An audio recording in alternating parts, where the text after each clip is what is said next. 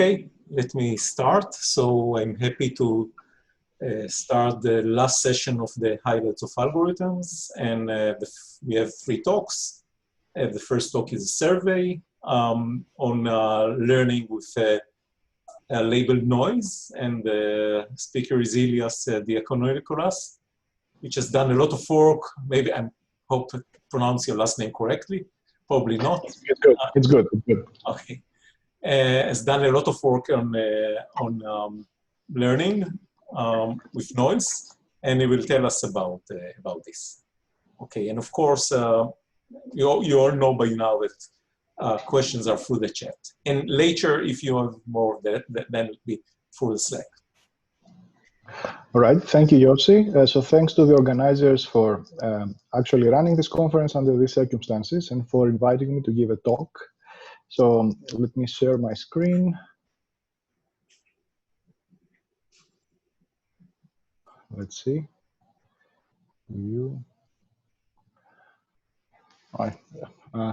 Okay, is the title slide visible? Right. Yes, we see the first slide. Yeah, good. All right, so let me begin. So welcome, everyone. So the focus of this talk will be on providing an overview of recent algorithmic progress in robust supervised learning in high dimensions. So at a high level, we will try to address the following broad question. So can we develop efficient methods for accurate supervised learning in high dimensions when we cannot fully trust our data? So let me start by introducing and motivating the area of machine learning I'm going to focus on. So the classical motivation for these types of problems comes from something called model misspecification.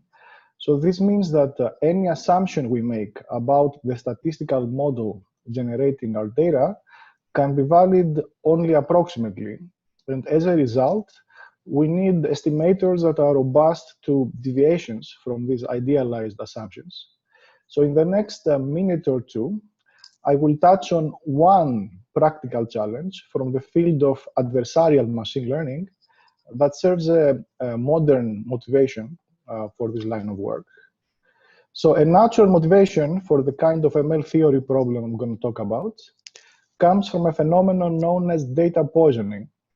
So data poisoning is a general vulnerability of machine learning systems that arises when the data fed into the ML system cannot be trusted.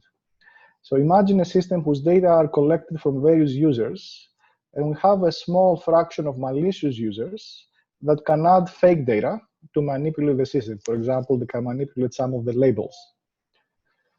So this is a big problem for Amazon and other recommendation systems. More generally, it's a common phenomenon whenever we use crowdsourcing. So it even shows up in spam detection. The reason being that the detectors that people build typically look at previous spam, and this is something that the attackers can exploit. So now let's switch gears and formally define the statistical learning setting and our definition of robustness. So what do we mean by robust? What do we mean by noise? So the PAC model, the probably approximately correct learning model, is the standard statistical model for binary classification. The setup is as follows.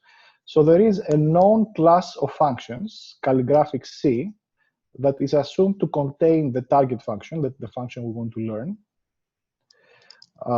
So what we're given in the input is a set of labeled examples, x, y, from a distribution D. So x is the example, and y is its label, it's binary label. Now the distribution of examples is assumed to be fixed, but it can be anything. And the learning algorithm needs to work for any distribution. So this is what the term distribution independent means. So there is also the distribution specific setting, where we have some a priori structural assumptions on the data distribution. This is something we're going to talk about in the second part of the talk. Now, how about the labels? So the label y corresponding to example x is equal to f of x, where f is the target function. The goal of the learning algorithm is to find a hypothesis, h, with small misclassification error. So the misclassification error is this probability that h of x is different than y, where x and y are sampled from the distribution. Now, this version of the PAC model is called realizable because we are assuming that all the examples are labeled correctly. So let's now see what PAC learning with Massar noise means. So this will be the main noise model we'll focus on in this talk. All right, so we have the same setup as before, but now the label of each example is flipped with some small probability. So this is this parameter eta of x. Now this flipping probability can depend on the example x is unknown to the learning algorithm, and it can be chosen by an adversary. So all that the learning algorithm knows is that eta of x is bounded by some value eta, which itself is less than 1/2. So it's useful to compare this Massar noise model with two other well-studied noise models. So the random classification noise model, or RCN, and the agnostic model. So the RCN model is a simpler model where each label is flipped with probability exactly equal to eta. So we have uniform noise across the labels, uniform and independent. So the second model, the agnostic model, is a more challenging model where an adversary can deterministically flip an arbitrary small constant fraction of the labels. So Massar noise lies between these two. And as we will argue in this talk, it strikes a sweet spot between being a realistic noise model and at the same time being computationally tractable in some sense. So here's the structure of the main part of the talk. So in the first part, we'll focus on understanding the possibilities and limitations of learning with Massar noise in the distribution independent setting. And in the second part, we'll explain what can be achieved when we have some a priori structure about the underlying distribution. All right, let's begin. So let me start motivating a little bit the distribution free setting. So recently, as some of you may know, there has been a lot of exciting algorithmic progress in high dimensional learning with adversarial corruptions in both a supervised and unsupervised setting. Now, a limitation of these recent algorithmic results has been the assumption that the clean data comes from a tame distribution, for example, a Gaussian or a bounded moment distribution. On the other hand, with this type of adversarial noise, if we make no assumptions about the good data, the problems become immediately computationally intractable. So the motivation for the Massar noise model, for studying it at this point of time, is whether there exist realistic noise models that allow us to develop computationally efficient algorithms without making distributional assumptions. So conceptually, the results in the first part of this talk can be viewed as an affirmative answer to this broad question for one of the most natural classes of functions, the class of half spaces. So specifically, the main part of the first part of the talk will be about the first computationally efficient algorithm for learning half spaces in a distribution-independent PAC model with Massar noise. So this is joint work with Themis Vouliakis, who at the time was a postdoc with me. He's now at MPI in Germany, and Christos Zamos, who is my colleague at UW-Madison. So let me start by explaining the context a little bit. First of all, let me remind you what a half space is. So half spaces are Boolean functions whose two classes have a linear separator. So this means that there is a hyperplane separating the positive examples from the negative examples. So a half space can be written in the form sine of an affine function, as you see in this box. So here W is called the weight vector. It is the normal vector to the separating hyperplane, and theta is called the threshold. So throughout this talk, for simplicity, I will assume that the threshold is 0. Now, these functions have been studied extensively in machine learning since the beginning of the field. They're known under various names like linear threshold functions, perceptrons, linear separators, etc.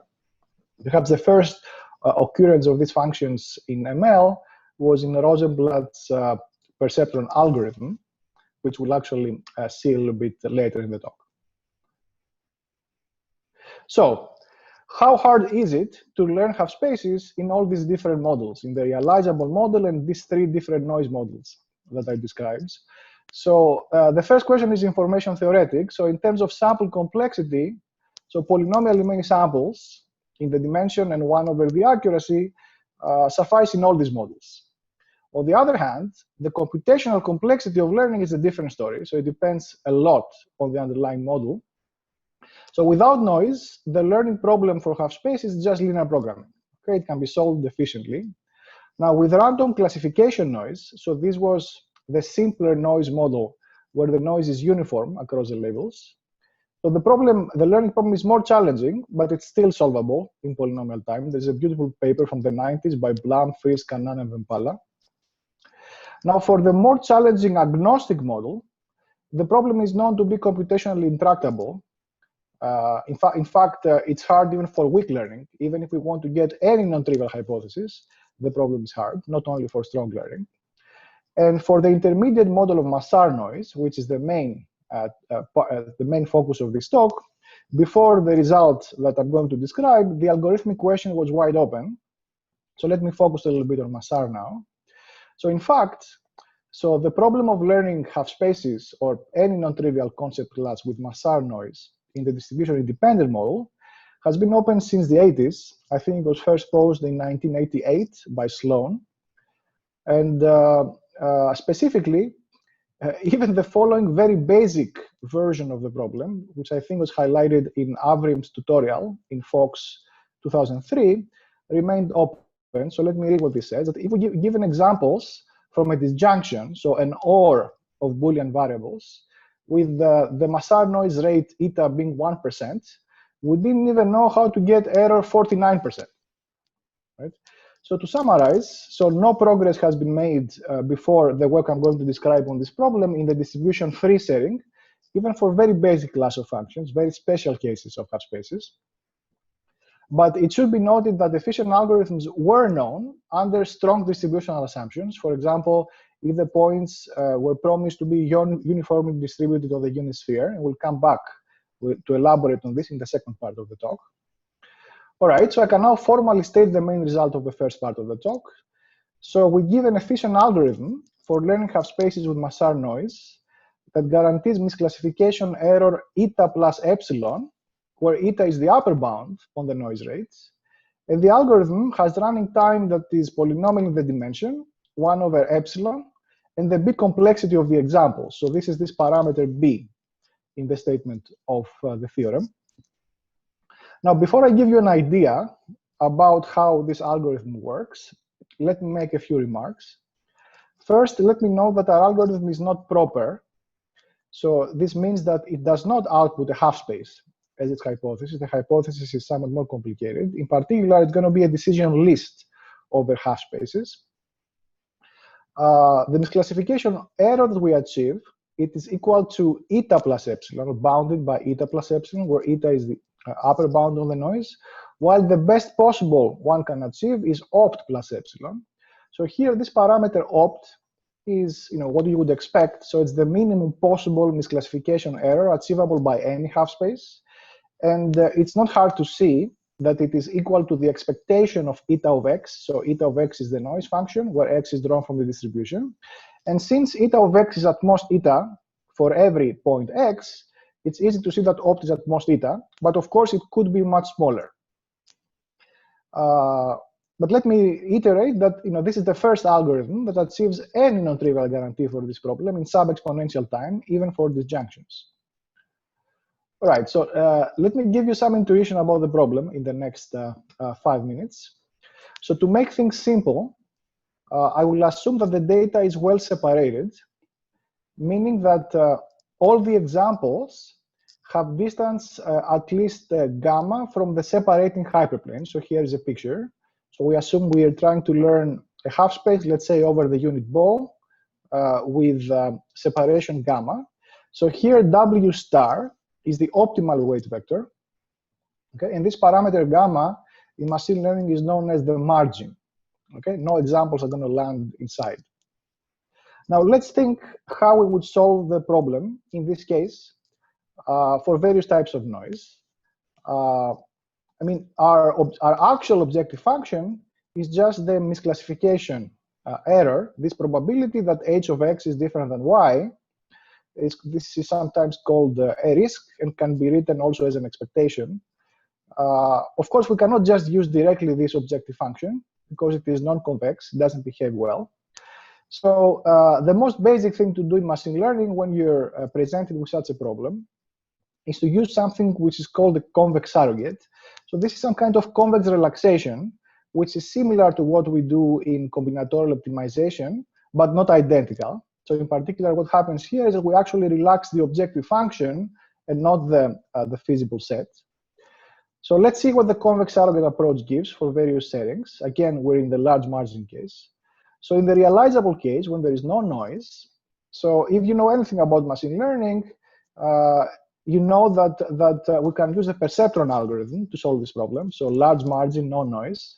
So what is perceptron? Basically, perceptron is gradient descent or stochastic gradient descent on this convex surrogate you see in the picture. So this expectation of ReLU of minus y w dot x. Now the convex surrogate in this case is the ReLU function. It's this function. It's 0 for negative points and linear for positive points. Now, to see that this type of convex objective works, note that the weight vector W correctly classifies a point X if and only if the label Y of the point X has the same sign as the inner product of W and X. Okay, so we're trying to learn half spaces, right? So by the definition of this ReLU function, we suffer positive loss for incorrectly classified points and zero loss for correctly classified points.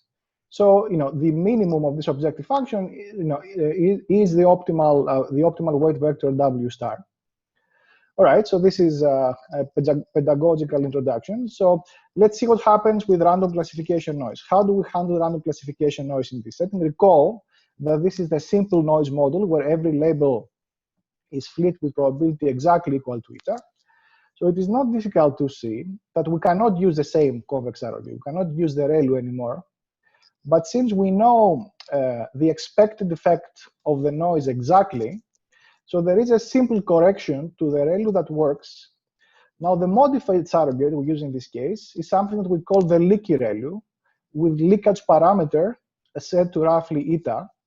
So here's a picture for the leaky ReLU. So this leakage parameter corresponds to the slope of the negative part here. So I'm not going to explain this in detail, but roughly speaking, what's happening is that this leakage parameter is needed to account for the fact that the label we observe is not always correct, and we know exactly with what probability it is incorrect. So to sum up, in both these cases of the realizable setting and the random classification noise setting, we have been able to develop a convex surrogate that is minimized at W star. So it's going to be always non-negative. It's going to be 0 at the optimal solution, right? Okay, so it's natural to ask if something similar can be done for Massar noise. So unfortunately, this turns out to be impossible.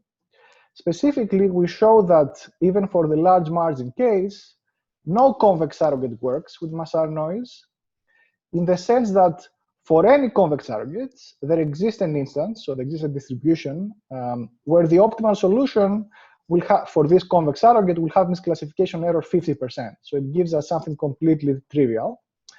So given that convex surrogates completely fail, or at least seemingly completely fail, the next question is, are they useful at all for this problem? So we show that it is. We show that they are useful. In particular, if we consider the same convex surrogate as before for the case of random classification noise, so the leaky ReLU with the leakage parameter approximately equal to eta, where now eta is the upper bound on the Massar noise, and we take its optimal solution, let's call the optimal solution W hat, so W hat defines this half space. Then we show two things. First, that there exists a threshold T such that if we look at the set of points RT that are at distance at least T from the separating hyperplane defined by W hat. So this region is the region RT, the orange one. Then this region satisfies two properties. First property is that it has non-trivial probability mass. The probability mass of the region is at least epsilon times the margin parameter. And second, this W hat, so the optimal solution to the leaky-Rayleigh optimization problem, which is a convex problem, is a good classifier in this region. In particular, you take the conditional probability of misclassification within the region RT. This is going to be at most eta plus epsilon. All right, so this is the main structural result that we need for the algorithm. I'm not going to show it to you. So let's see what we have so far. So even though convex surrogates don't work on the entire domain, we have shown that there exists a convex surrogate that gives a good hypothesis on an unknown subset S of the domain. So this is this region RT outside the fat hyperplane. Now, the issue is that this subset is unknown, this set S, because it depends on an unknown threshold T that our structural lemma provides. But the point is that we can actually identify this region using samples, because all we really need to do is search in a specific direction. It is like a one-dimensional problem. So what we can do is we can just use the classifier given that by the convex surrogate optimization on this subset S, and iterate in the complements. Now, why does this work? So since the probability mass of this set S is guaranteed to be not too small by our structural lemma, after a polynomial number of iterations, we have an accurate classifier on the entire domain, right? So this concludes the overview of our algorithm for the large margin case. Of course, we need to deal with the general case, which is actually somewhat more complicated, but I'm going to give a high-level idea in the next slide. Ilias, So, can I ask a question here? Sure. So first of all, so just to be sure, so the classifier is the intersection of two hyperplanes eventually in this algorithm? So eventually, the classifier is going to be a decision list over hyperplanes, and what this means is that you adaptively partition your entire domain into a collection of sets, and within each set, you're going to have a different hyperplane. Mm-hmm. Okay. Okay. And so yeah. Mm-hmm. And the second question, yeah, I mean, I understand. Yeah. Now this is at the end, but now the eta is also needs to be known in advance. It doesn't need to be known in advance. So this is for simplicity of the presentation. We can actually guess it using the data. Okay. Mm-hmm. I mean, we cannot really guess it exactly, but we can get this guarantee that I promise the eta plus epsilon, even if eta is unknown to the algorithm. This is a pretty standard trick that people use. It's basically an adaptation of what people use in the random classification nodes. Okay, thank you. All right, so let's move on to the general case. So as I said, this is more complicated. So in the general case, we have no margin. So the margin could be exponentially small in the dimension or even zero.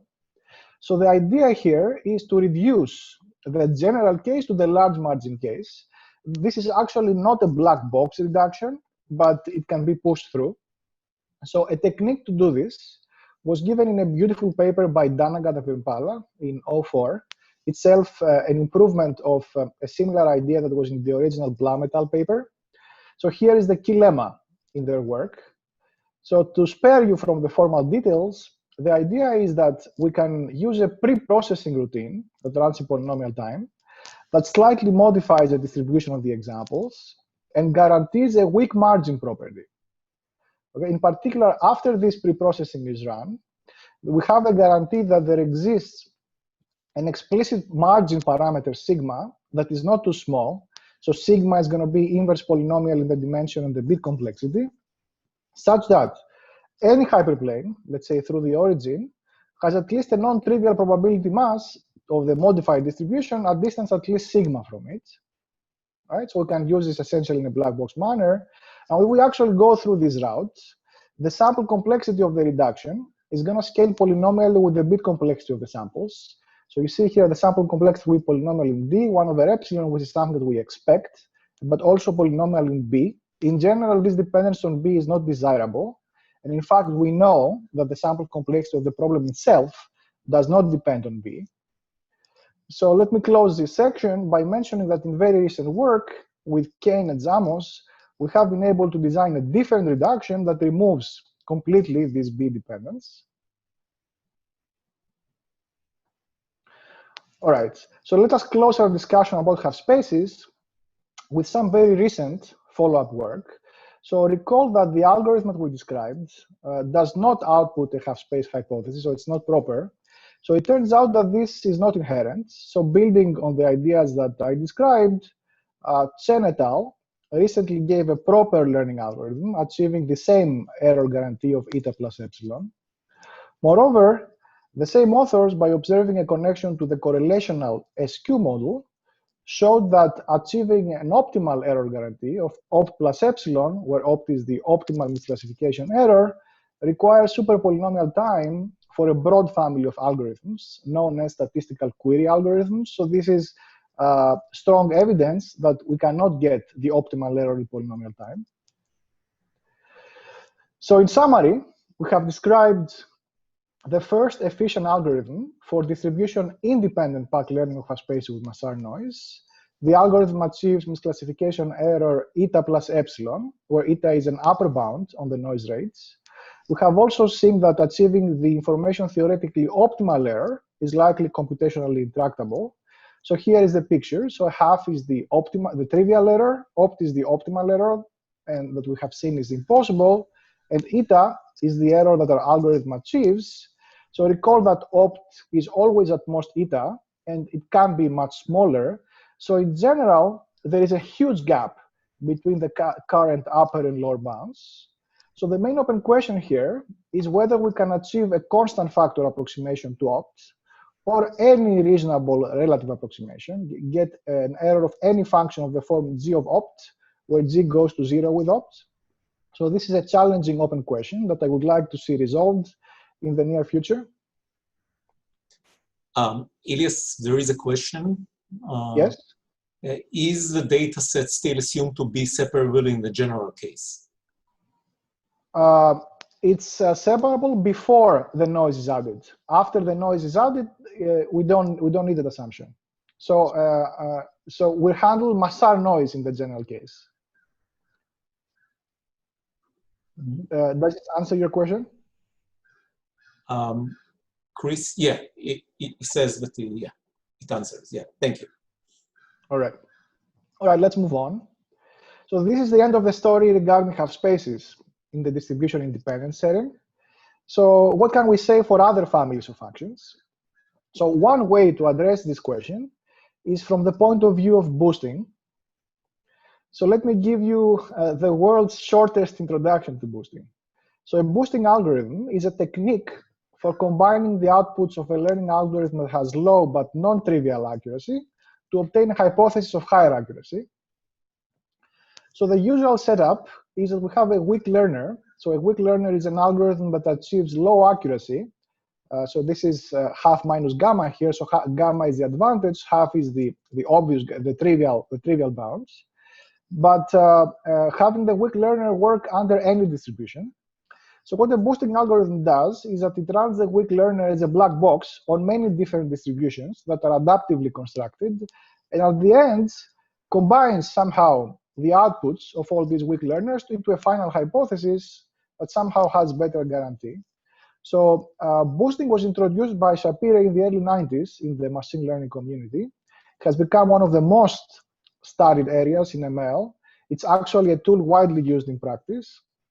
So our understanding of boosting is pretty good in the realizable pack model, but in the presence of noise, the problem is much more challenging.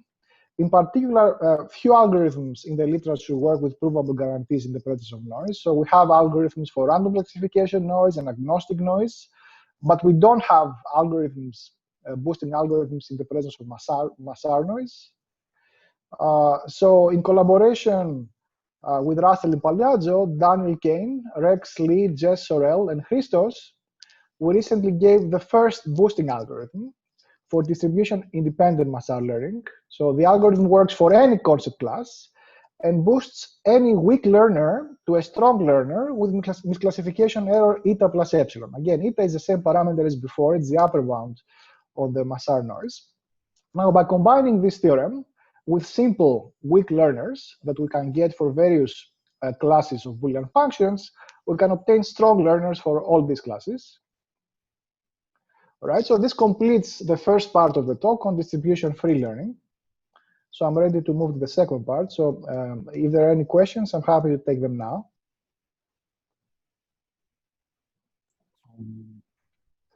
Yeah, I don't see.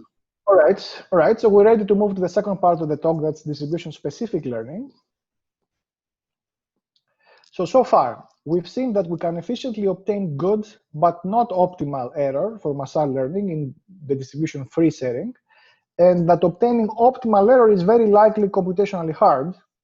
So this motivates us to look into broad but not arbitrary distributions and see what's possible there. So this is the distribution-specific setting. So we have some a priori information about the distribution of the examples. The goal in this setting is to get error opt plus epsilon, where opt is the misclassification error. Note that this probability is defined with respect to the observed labels, with respect to the y's. Now, it's a simple calculation and using the properties of Massar noise to show that this goal is actually equivalent to recovering the base optimal classifier. So that is the true function f, the true half space f, for example, that we started with before we added the noise. So this is an important identifiability property that Massar noise has.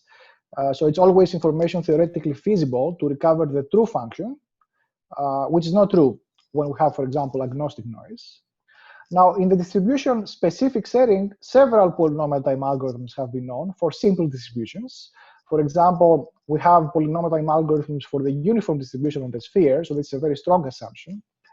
But if we relax our assumption of the underlying distribution, things become trickier. For example, for the broader family of log-concave distributions, which is a very interesting family of continuous distributions that arises in practice, the best known algorithm until recently had running time that scaled doubly exponentially with one of the parameters. So you see this dependence here. So the question in this setting is, can we get a polynomial time algorithm for these log-concave distributions, or more ambitiously, for broader families of structured distributions? So what are the properties of the distribution that allow us to get polynomial time algorithms in the Massar noise model? So in recent work with Christos and our students, so Vasilis Kondonis and Nikos Zarifis, we made some progress in this direction. So specifically, we identified a family of structured distributions that we called well-behaved, for which an efficient learning algorithm exists. So an algorithm that uses a near optimal sample complexity, runs in polynomial time, and recovers the optimal true half space f within error epsilon. So I'm not going to formally define what a well-behaved distribution actually is, but roughly speaking, the property that we need is that if we take a two-dimensional projection of our distribution, it will have good anti-concentration properties and satisfy reasonable tail bounds. So in particular, this property holds for log-concave distributions and various generalizations with heavier tails. So as an immediate corollary of these results, we obtain the first polynomial time algorithm for log-concave distributions. So let me also note that a concurrent work by Zhang, Shen, and Awasti obtained a different algorithm for the special case of log-concave distributions. So in the next few minutes, I will try to give you some intuition about this version of the problem, the distribution-specific version of the problem, what changes compared to the distribution-free setting. So first, let's remember what we want to solve. So our objective, our initial objective function, is the misclassification probability, which we can rewrite like this.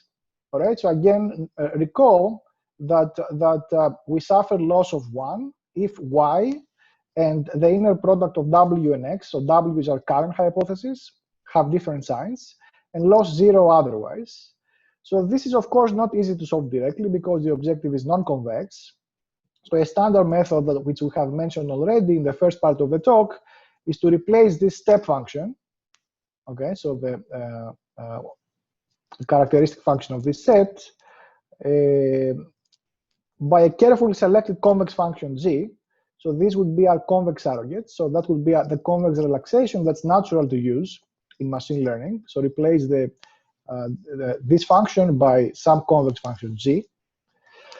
So unfortunately, this doesn't work. Okay, this doesn't work even in the distribution-specific setting. We have already seen it doesn't work in the distribution-independent setting. In particular, it's not difficult to show that even if the distribution of the examples is super simple, like Gaussian or uniform of the sphere, this completely fails. So what do we do? So our idea here is to replace the 0-1 step function by a non-convex approximation that has some nice properties, in particular smoothness. So one example of such a function, which is really not necessary for what we do, is the logistic loss. So here is the logistic loss. It's this function. So here is a picture.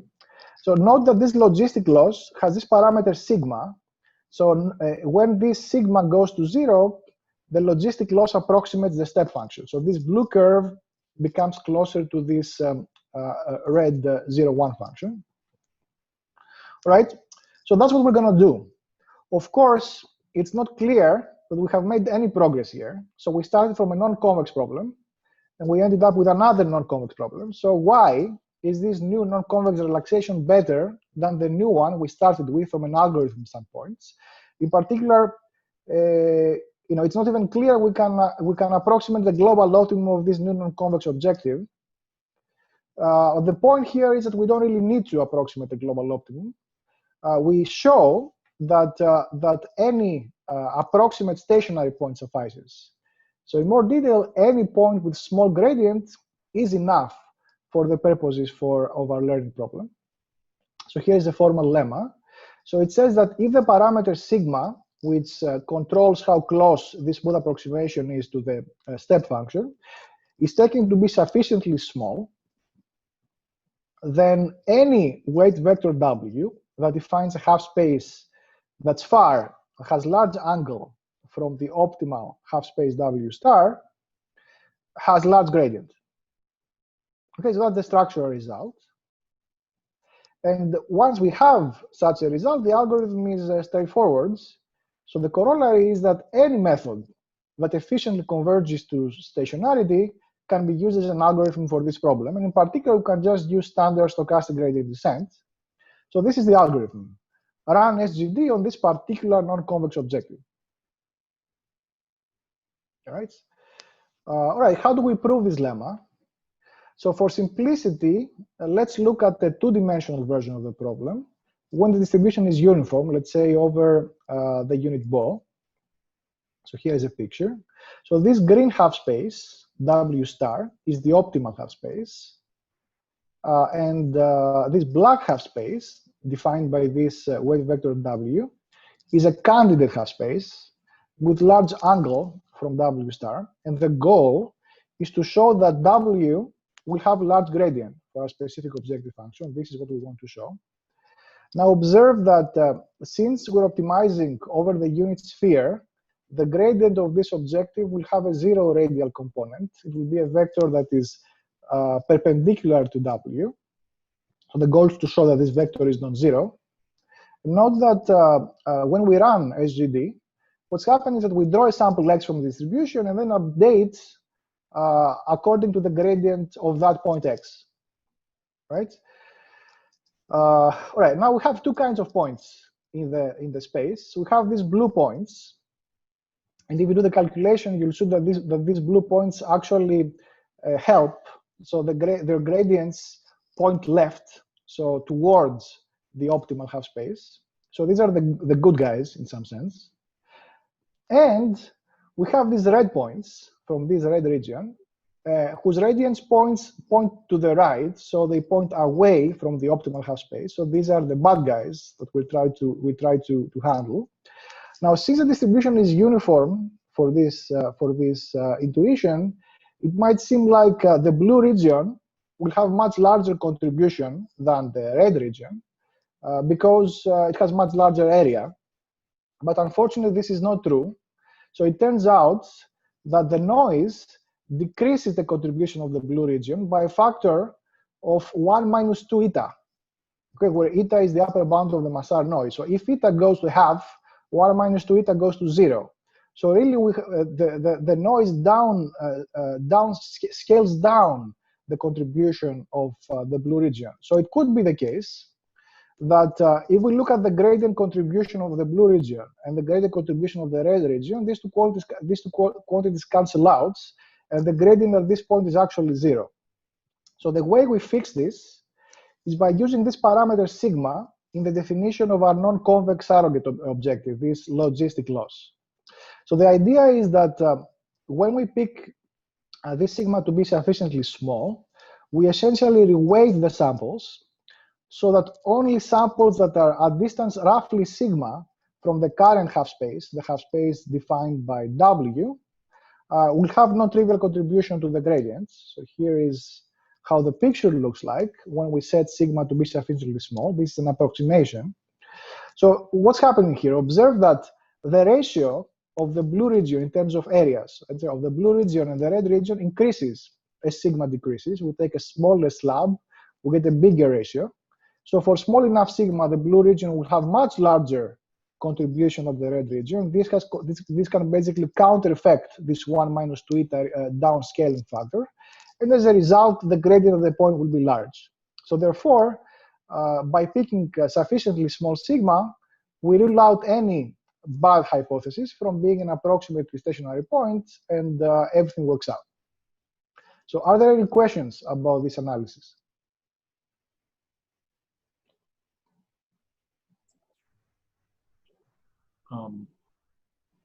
Yeah, I don't see questions right now. Yeah. All right, so let's move on. So in the next maybe 10 minutes, I will give you a flavor of how to go a step further.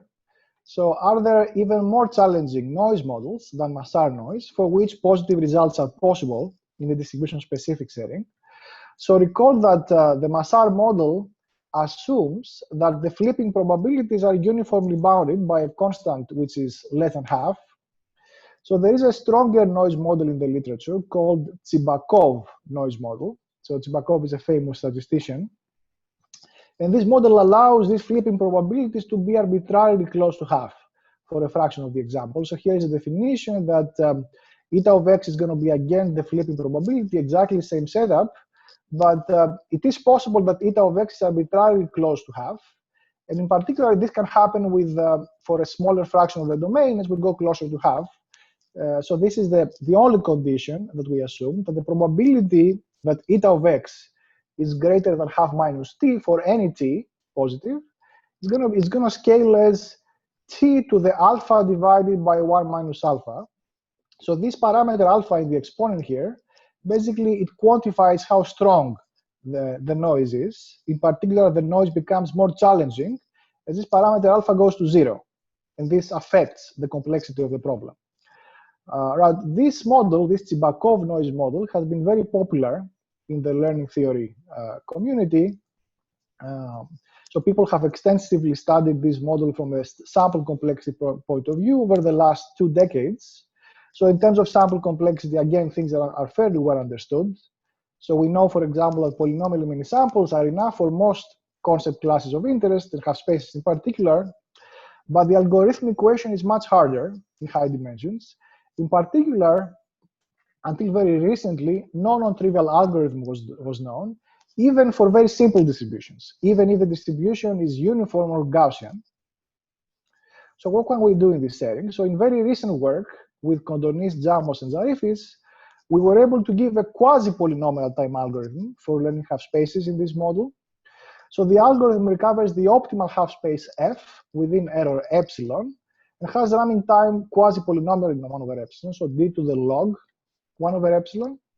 So interestingly, no previous upper bound was known for this problem beyond a trivial reduction to agnostic learning. Right, so why is this model challenging? So let me briefly explain why learning this model is more challenging than Massar noise and what we do to actually achieve it.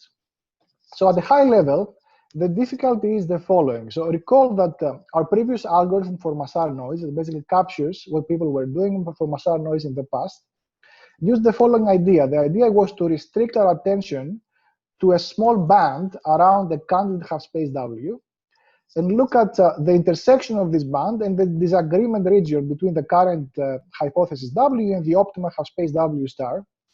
And the idea was that if this band becomes smaller and smaller, this somehow can counter-effect the effects of the noise.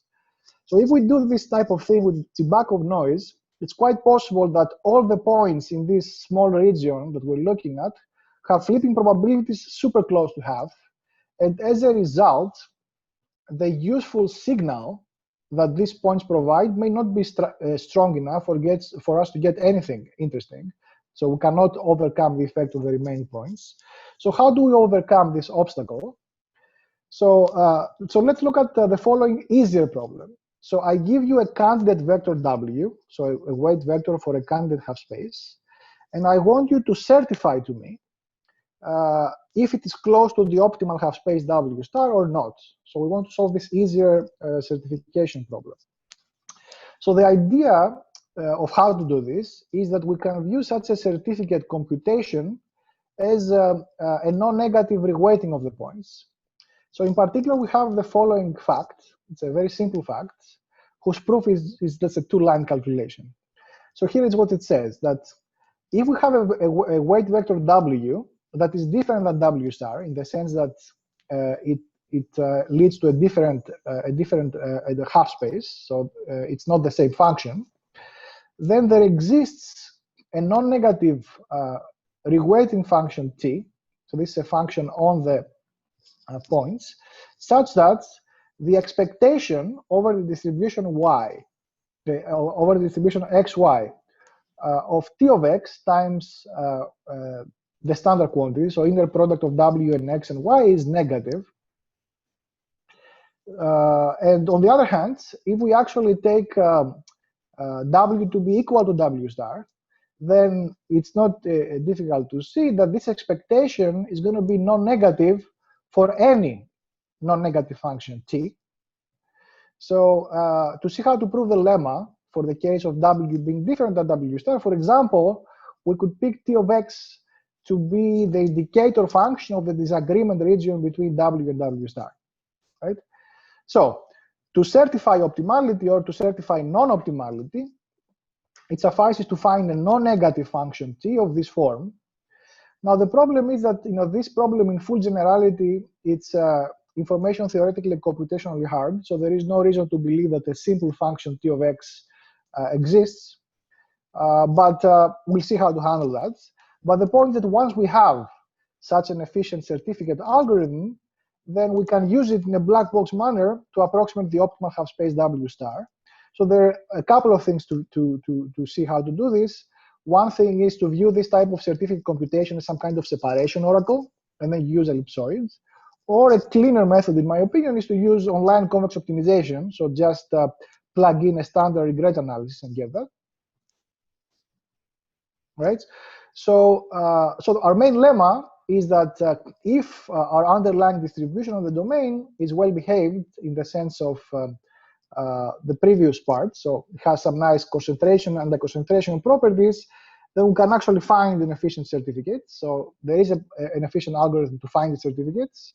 So in particular, we can only consider weighting functions T of x of a particular simple form equal to the square of a multivariate polynomial, P of x, restricted on a band close to W.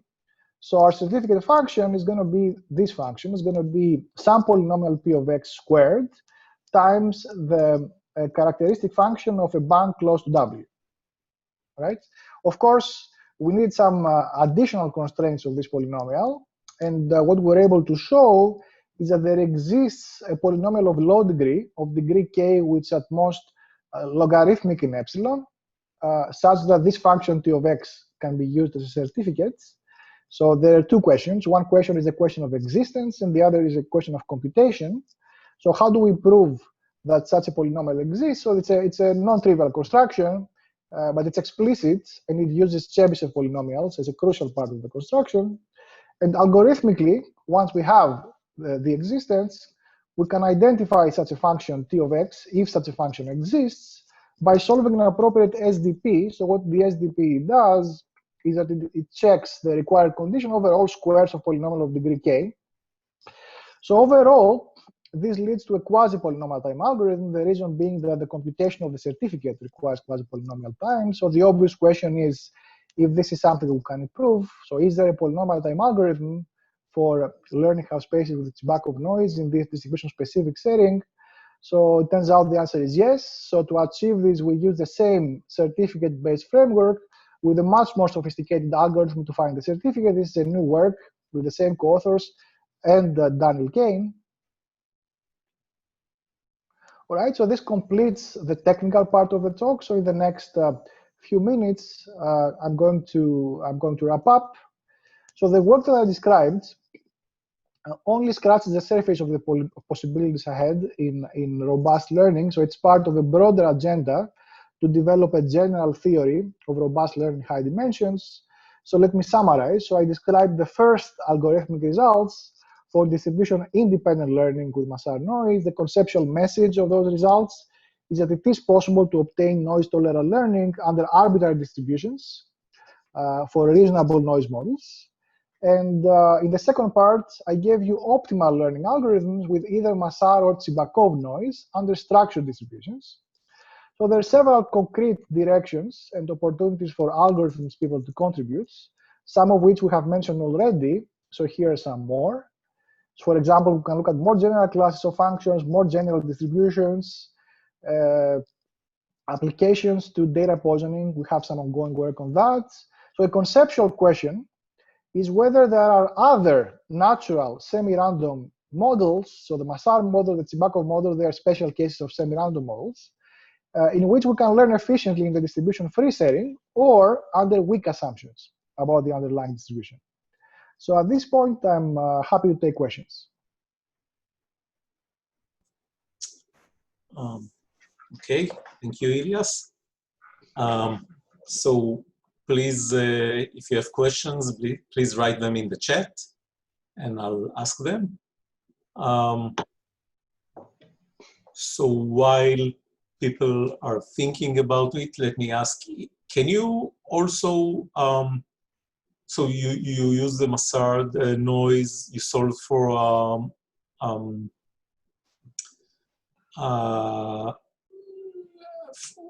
arbitrary distribution, can you do it also to the Cherenkov?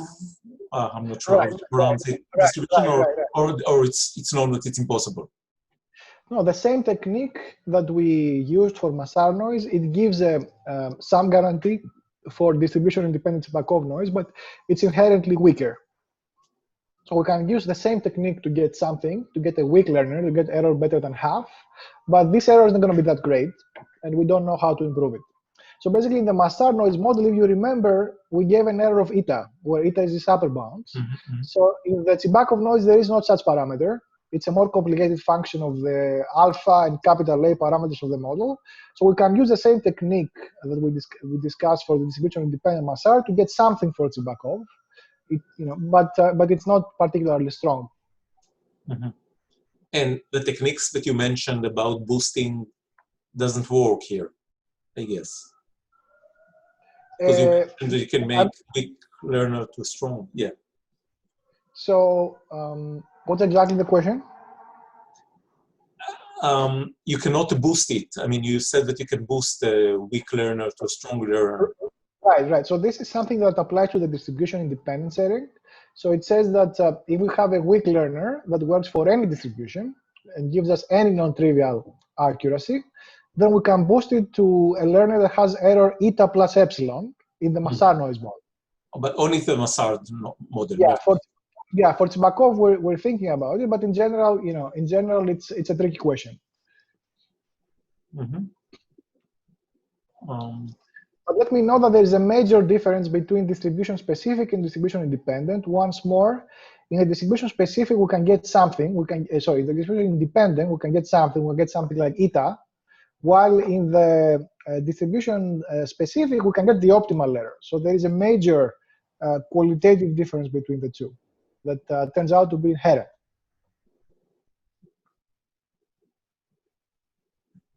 But in principle, you said that it is possible that you can also get opt in the Massard noise. I mean, you don't know how to do it, or this is impossible. No, I think I mentioned that there's a follow-up work that shows that you cannot get 1 times opt. Oh, I see. Maybe you can get 3 times opt, but you cannot get 1 times opt. Mm-hmm. So you cannot get the exact optimum. Maybe you can get a constant factor or some relative approximation, but the exact optimum you cannot get in polynomial time. Mm-hmm. Okay, good. So for people that are not from the learning community, what's the preferred model of noise that people think that it is the correct one, whatever that means correct one? I mean, adversarial, the Massard noise, or the agnostic, whatever. Right. I think the answer to this question is should be given by analogy, right? So, like let's say maximum click. We really want to solve maximum click, but it has an approximability factor of something like n, right? So, that's the problem we really want to solve, but we cannot. So in learning, we really want to solve the agnostic model. That's the strongest model, and we have algorithms for that model. Everything is golden. The problem is it's a computationally hard problem. So what we're trying to do is we're trying to find sort of a trade-off or some kind of balance between how realistic the model is and whether it applies to real situations versus how tractable it is. Mm-hmm. So if we wanted, if we could do agnostic, that would be fantastic, but unfortunately we can't. And in fact, we cannot get polynomial time algorithms for agnostic even under the Gaussian distribution.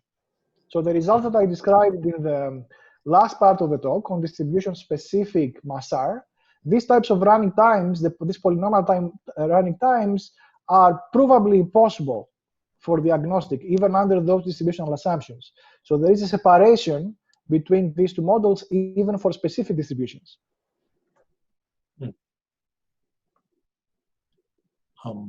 So when you say impossible, it means computationally or information theoretic? Computational, yeah. All these things are information theoretically possible, okay? And what we're trying to do is see what is computational possible. Mm-hmm.